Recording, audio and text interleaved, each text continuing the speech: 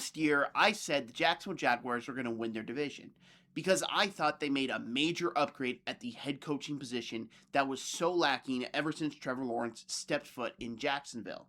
And I was right. So now I'm asking this question. Are the Jaguars ready to contend for a Super Bowl? They have a pretty good roster, but they didn't win a playoff game last year. So are they ready for that deep playoff run, or do they need some more experience in the playoffs, figuring out how to win those types of games? Well, today, I'm going to talk about it as I preview the 2026 Jacksonville Jaguars.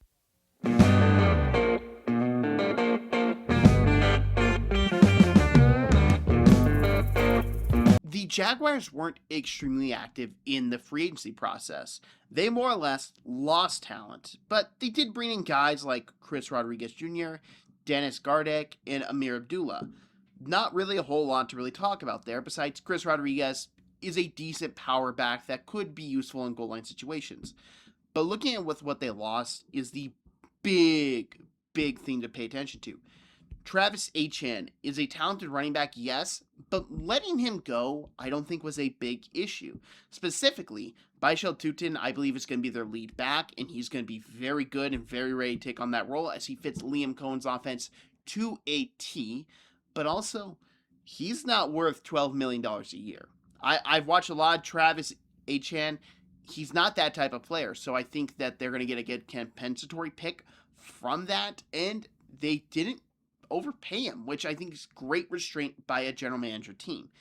Devin Lloyd, this is my big major loss, and this is also because I'm a major Devin Lloyd fan. I loved him his draft year, and I was so excited to see him break out last year, and I think he's going to do incredible things with the Panthers. Losing him, to me, is their biggest loss, just because he was such a dynamic linebacker for them last year. Just look back at those Chiefs games and everything he did against them, and throughout the entire season, he was always in the play, he was always causing havoc, he was always just making the right play at the right time.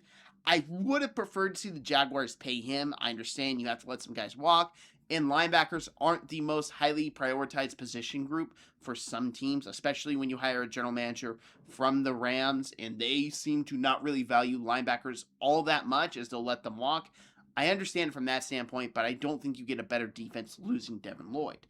Greg Newsome, you brought in mid-season, fine player, but nothing really to write home about. He goes to the Giants, and then you just lose like Andrew Wingard, Tim Patrick, Diami Brown, and Johnny Mundt. Nothing major there. To me, the biggest loss for them is losing Devin Lloyd, but the Jaguars do have a franchise history of figuring out the linebacker position, so I'm going to bet in them figuring out now, but who knows? Maybe they don't. Maybe it's a weakness this year and they have to go fix it next offseason, or they make a trade mid-season. But right now, I just have faith in this team to figure that position out.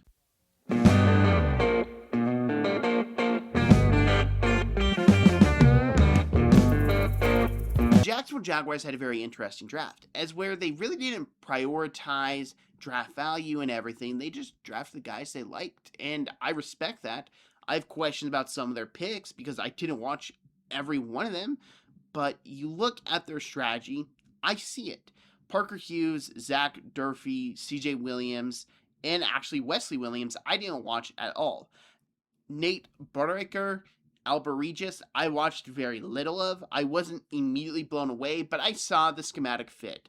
I saw that Nate, hey, he can block really good. He's versatile for this offense at Texas A&M. Liam Cohen can bring him in, use him in a bunch of fun ways. I get that.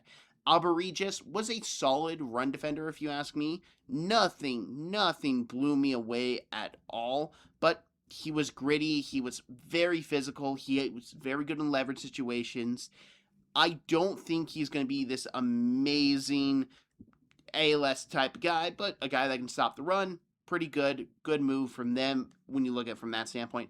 Emmanuel Pregon, I actually very much loved as a prospect. I thought he was a guard that should have been in discussion to go in the first round. Very talented guy, can do power, can do speed, can really do anything, can get up to the second level, can pop people, good base, good everything. Better than some of the guards that were taken before him, in my opinion. Jalen Husky, I wasn't his ultra fan. I thought he was fine. He really didn't show lockdown in one position. It was a positional flexibility pick to me. I can't say I'm the biggest fan of him as a player, though. And Tanner Colzai and Josh Cameron. Josh Cameron, very little of. All I really watched of him was from the quarterback I watched, because I like the quarterback a lot, and Sawyer Robertson. But he is built very stoutly. I'm curious to see if they use him kind of like that Deebo Samuel mold, where we see teams draft this type of guy in the early rounds. It doesn't work out. The Jaguars take a swing in round 6, see if they can get that type of mold for him. And then Tanner Colzai was actually a tight end I loved a lot this draft class. I really thought he was underrated because he's just a catching madman. The ball is put in his vicinity, he's going to catch the football. He's very talented, very good hands, very good route runner. He's not the quickest, he's not the most athletic tight end, but he's a tight end that you can utilize in red zone situations and just get him the football and see good things happen.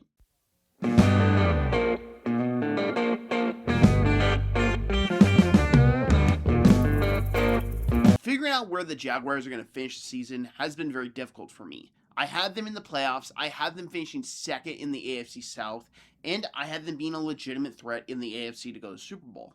Do I feel comfortable saying, oh yeah, they'll win the Super Bowl? Absolutely not. I don't feel comfortable saying that about any team, but especially when I look at the NFC and I feel like they are the overwhelming favorites to win the Super Bowl this year, and I just don't see the Jaguars being able to compete with those types of teams yet. But they have a really good young core. Trevor Lawrence is still really young. Liam Cohen came in and revitalized him and figured out this offense. Brian Thomas Jr., I know there's been a lot of trade discussions about him and everything. He's so talented, and I just have a feeling he's going to have a major bounce back year this year.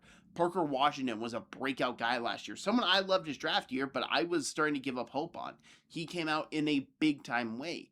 And you look at the fact that they're just a really good team where there's so many questions about other teams in the AFC. Bengals, how improved is that defense? Ravens, is that defense going to be good enough? And that offense line, have they fixed it? Chiefs, offensive line, that defense is really slow. The receiving core is not as dynamic as you want it to be. Bills, what is that defense? It's an atrocity to the eyes. There's so many things we can look at with these top AFC teams and point holes in. And that's my thing with the Jaguars is I don't see those major holes in their team. Yes, losing Devin Lloyd and Achane is major losses, but it's not the biggest thing in the world for a team because running back, highly replaceable, and the Jaguars, they seem to know how to draft defensive players very well. They seem to know how to analyze linebacker room very well. They've done it throughout their history of being able to figure out the linebacker room, so I kind of have faith they had the secret sauce to figure that out. And you just look at this team. Trevor Lawrence has been meaned on for so long in his career. And I don't think rightly so. You look at the coaches he's had since entering the league. It was Urban Meyer, which that was an atrocity for every NFL fan. And then Doug Peterson, who I don't believe is a good coach and got lucky in Philadelphia with a great GM and a great offensive coordinator to lead his way to the Super Bowl. He goes to Jacksonville. Hey, Trevor wins the division. They win a playoff game. Doug Peterson's first year. And then everything falls apart because Doug Peterson just isn't a good head coach. And now you look at Liam Cohen coming in. Liam Cohen last year really showcased this Jaguars offense and brought a lot of stuff he did at Tampa to Jacksonville at a very high level with better quarterback play, in my opinion. And then you look at the fact that Bishal Tutin is just a reener for Bucky Irvine, and I'm just so excited to see him get a major role this season as the starting running back. There's so many things going this Jaguars team's way that I could easily see them representing the AFC in the Super Bowl, but as I stand right now, I kind of have it down to them and the Texans as the two favorites to do so, so that divisional matchup is going to be very interesting for me personally.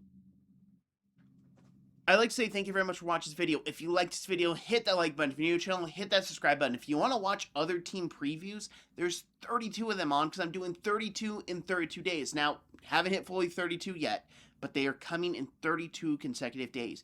And the past 2 days, I've uploaded the Texans and the Colts. So Jaguars, you want to go check out what I think about your division rivals? Go ahead. I have some very thoughtful insight on those teams, and you might like with what I said about the Colts. I hope you share this, and I hope y'all have an amazing day.